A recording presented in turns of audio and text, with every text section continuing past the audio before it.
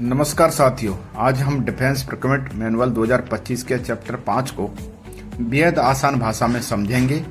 Tender कैसे जारी होता है, बिडिंग कैसे होती है, टेक्निकल और कमर्शियल मूल्यांकन कैसे किया जाता है और L1 कैसे तय होता है। टेंडरिंग तभी शुरू हो सकती है जब CFA ऑन दे देता है, यानी हाँ, यह खरीद जरूरी है। यह मंजूरी मिलते ही प्रक्रिया शुरू होती है।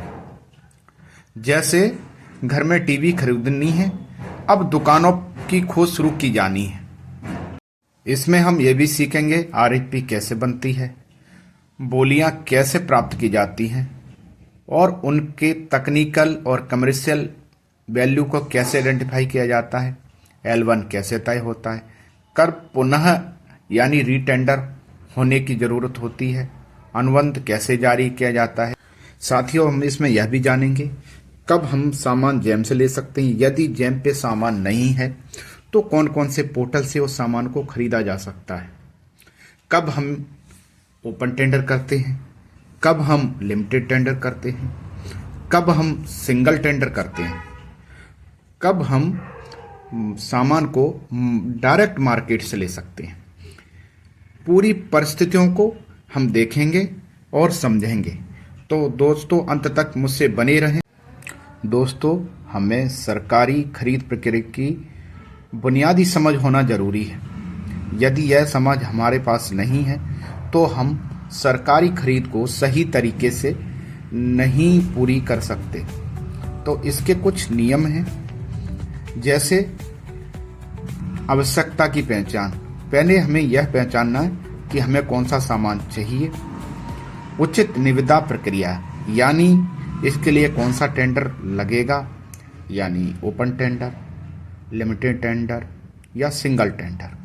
उचित मूल्य निर्धारण, यानी हमें यह भी पता होना चाहिए कि इस आइटम की कीमत कितनी है। यदि यह सब चीजें हमको नहीं पता तो हम सामान को सही तरीके से और सही दाम पर नहीं खरीद सकते। अतः आप सभी को यह पता होना बहुत जरूरी है और हर चरण यानी हर स्टेज का आपके पास पूरी तरह डॉक्यूमेंटेशन होना बहुत ही जरूरी है। डिफेंस में बिना एओन के खरीद प्रक्रिया शुरू नहीं की जा सकती। एओन खरीद प्रक्रिया की एक ऑफिशियल यानी औपचारिक शुरुआत है। एओन में लिखा होता है क्या खरीदना है, क्यों खरीदना है, कितना इसका खर्चा आएगा, किस बजट हेड से यह पैसा जाएगा, इस सामान को खरीदने की समय सीमा क्या रहेगी।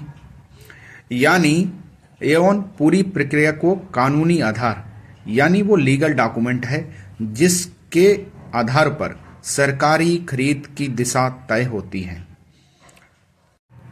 इसीलिए एओन के समय में ही सारे टेक्निकल पैरामीटर सही तरीके और बारीकी से जांचने चाहिए, ताकि जब एओन मिल जाए उसके बाद उसमें बदलाव की जरूरत ना पड़े।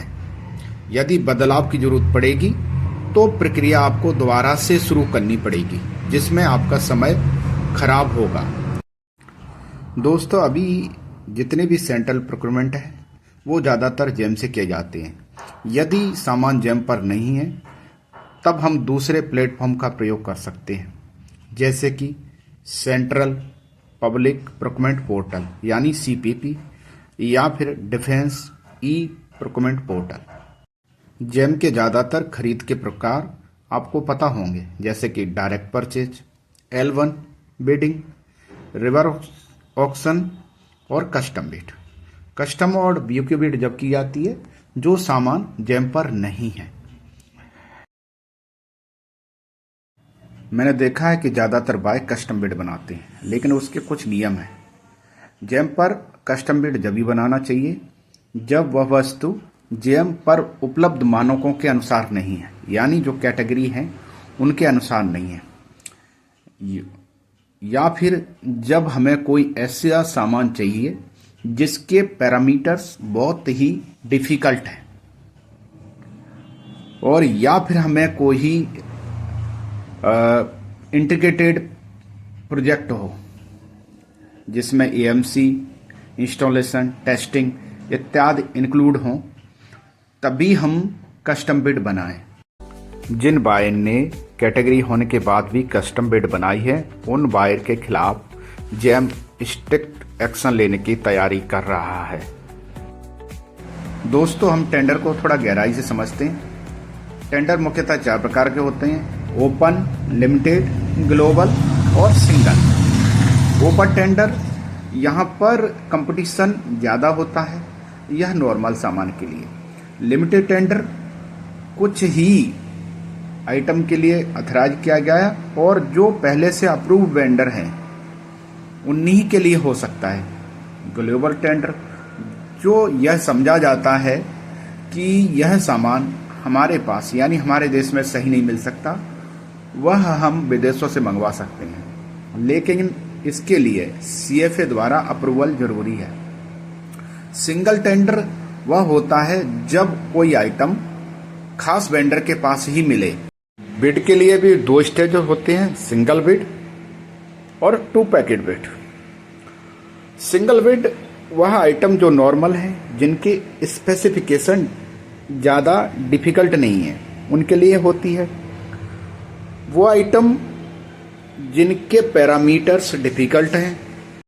और 2 पैकेट बिड में पहले टेक्निकल पैरामीटर देखे जाते हैं। जो फर्म्स टेक्निकल पैरामीटर में क्वालिफाई करेंगे, सिर्फ उन्हीं फर्म की फाइनेंशियल बिड ओपन की जाती है और उनमें देखा जाता है कि कौन L1 है।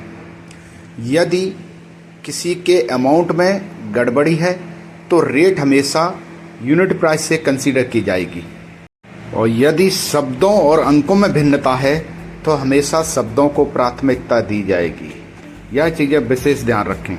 वीडियो देखने के लिए धन्यवाद। हम अगली वीडियो में आपसे फिर मिलेंगे और भी विश्वसनीय और उपयोगी जानकारी के साथ। चैनल को सब्सक्राइब करें और बेल आइकन को दबाना न भूलें ताकि हर नया अपडेट आपको समय पर मिलता रहे।